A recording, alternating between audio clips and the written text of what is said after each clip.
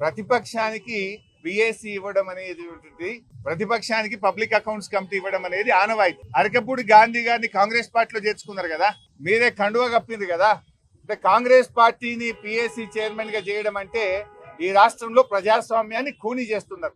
ఇలా రాహుల్ గాంధీ గారు చేతిలో రాజ్యాంగాన్ని పట్టుకొని నీతి వ్యాఖ్యలు చెప్తున్నావు కదా, నీ నీతి వ్యాఖ్యలన్నీ డొల్ల. రాహుల్ గాంధీ మాటలన్నీ నీటి మూటలు. రాహుల్ గాంధీ గారు, మీకేమన్నా నీ చేతిలో పట్టుకున్న కాన్స్టిట్యూషన్ మీద గౌరవం ఉంటే తక్షణమే నీ ముఖ్యమంత్రి రేవంత్ రెడ్డిని ఆదేశించు. కేంద్రంలో ఇదే పిఎస్సి ఎవరు తీసుకున్నారు? కేసీ వేణుగోపాల్. కాంగ్రెస్ పార్టీ రాష్ట్రాల ఇన్ఛార్జ్ ఎవరైతే ఉన్నారో కేసీ వేణుగోపాల్ పిఎస్సి అధ్యక్షుడు ఉన్నారు. మీరు ఎవరికి ఇచ్చిండ్రు?